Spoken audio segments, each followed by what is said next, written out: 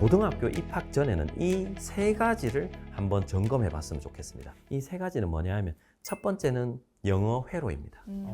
이 영어 회로가 뭐냐면 이때까지 제가 쭉 말씀드렸던 거예요. 우리말 문장에서 가방을 가지고 여기에 와 라고 하면 틀린 말이죠. 이게 틀렸다는 걸 우리가 직감적으로 알 수 있잖아요. 이 감, 이게 영어에도 있는 거죠. 그러니까 어떤 표현을 딱 봤을 때 이거는 어느 정도 아주 복잡한 문장, 난이도 높은 문장은 아니더라도 어느 정도 초중급 수준의 영어 문장을 봤을 때 이게 자연스럽다. 뭔가 좀 이상한 것 같은데 이런 영어 회로, 그걸 영어 감이라고 감각이라고 표현을 해보도록 하겠습니다. 이상한 걸 캐치할 수 있는 그렇죠. 센스. 그게 사실은 이게 이상한 걸 캐치할 수 있는 센스가 표면적으로는 그러하지만 이게 곧 영어를 어느 정도는 사용할 수 있다라는 것과도 동일한 의미거든요. 그리고 어휘력입니다. 어느 정도의 초중급 수준의 어휘들은 갖추어져 있어야지 이제 뭔가를 써낼 수 있고 말하기 수행평가도 할 수 있고 어떤 글을 읽으면 이해가 되니까요. 영어 회로, 그 감각과 그 다음에 기초적인 어휘 블럭들을 좀 챙기자라고 할 수가 있고요. 두 번째는 영어 문법입니다. 중학교 때 나오는 영어 문법이 우리나라의 문법의 전부입니다. 고등학교 문법은 없다고 생각하셔도 됩니다. 네, 고등학교 때는 중학교 때 배운 그 문법을 좀 더 복잡한 문장에 적용해보는 연습을 하는 거지. 물론 고등학교 때 나오는 문법이 소수 있거든요. 그러나 그게 절대적으로 크거나 중학교 문법과 많이 다르지 않습니다. 그런 네. 느낌을 받았어요. 네. 네. 그래서 중학교 때 그게 있다면 조금 더 거기에 살을 살짝 덧붙여서 활용하는 그 정도 수준이지 아예 새로운 문법이 고등 문법으로 존재하진 않는다라는 것이고, 또 참고로 수학능력 시험에 수능에 나오는 문법은 100% 중학교 수준입니다. 문법 네. 자체만으로 봤을 때. 문법 자체 포인트는 100% 중학교 수준입니다. 근데 사실 영어 문법이 중학교에 나오는 게 거의 전부다라고 말씀하셨잖아요. 네. 근데 저 중학교에 나오는 영어 문법이 전부인데 저 전부가 고등학교 때도 발목을 잡고 대학교 와서 토익 때도 발목을 잡고 문법 어려워하는 사람들 정말 많거든요. 새로운 맞습니다. 게 계속 나오지 않는다고 하더라도. 맞습니다. 네. 그래서 이 문법이라는 게 문법만으로 접근하면 계속해서 한계를 느끼는 거예요. 첫 번째, 그러니까 문법의 접근법은 두 가지가 될 수가 있겠죠.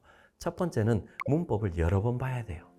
그리고 문법을 했으면은 자기 머릿속에서 이 정리를 할 수가 있어야 되는 거예요.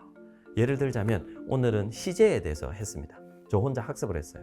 그러면 시제에 대해서 학습을 했다면 그 시제를 백지를 꺼내두고 그걸 쭉 적을 수가 있어야 되는 거예요.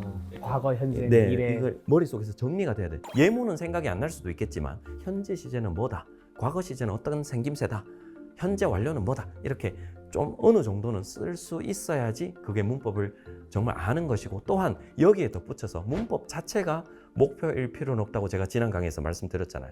문법은 결국은 글을 읽는 수단이에요.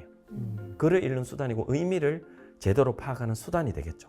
그래서 이 문법을 학습을 하면서 또한 읽기 시간이 확보가 돼야 되겠죠.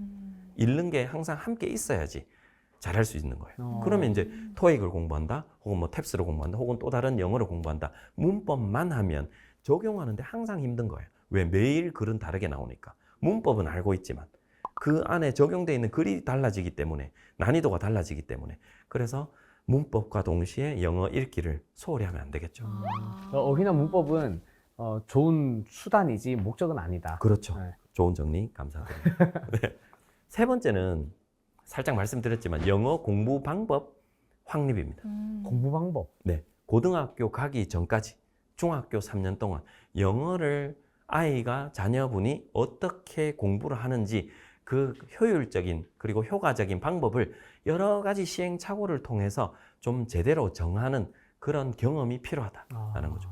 시행착오를 겪으면 중학교 때 가급적이면 겪으세요 라고 하는 거예요. 그런데 여기서도 아까 전에 그게 또 나오는 거예요. 중학교 영어 암흑기가 또 나오는 거예요. 만약에 외워서 해버린다면 이거를 시행착오를 겪을 시간이 없는 거예요. 자, 예를 들어서 나는 영어 단어를 쓰면서 외우는 게 잘 외워질까? 혼자 중얼거리는 게 잘 외워질까? 이것도 해보고 저것도 해보고 다 해봐야 되는데 그냥 본문 암기 이렇게 접근해버리면 어휘, 문법, 독해 모든 부분에 영어 공부 방법을 개선해 나갈 여지가 없어지는 거예요. 그렇게 해서 고등학교에 진학을 해버리면 상당히 어려워지겠죠. 왜? 그때 가서 이게 아닌가 보다.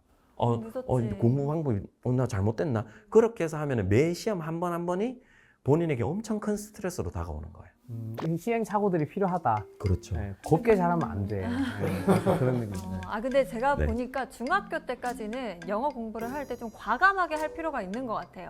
이제 다양한 시도도 해보고, 그러니까 점수에 너무 집착하기보다는 물론 점수가 중요하긴 합니다만 고등학교 때 어쨌든 입시 공부를 위해서 하는 공부일 수도 있잖아요. 그런 접근 방법이라면 영어는 중학교 때는 좀 과감하게 다양한 방법으로 도전하면서 공부를 해보는 게 네. 고등학교 때 훨씬 더 빛을 발할 수 있겠구나라는 아주 생각이 아주 좋은 듭니다. 지적이십니다. 그래서 사실 그게 그래야지 나는 이런 청각형 학습자다. 그러면 많이 들을 수가 있겠죠. 이런 것들을 테스트를 해봐야 되는 거예요. 문법도 이렇게 하니까 더 잘 되더라. 이야기 속에 있는 게 잘 되더라. 이런 책은 어떤 게 있을까? 혹은 나는 팝송을 들으니까 너무 좋더라. 혹은 나는 이렇게 하니까 좋더라. 이런 것들을 조금 더 날것의 상태에서 조금 더 도전적으로 해보면 나에게 맞는 방법을 쉽게 찾을 수가 있겠죠.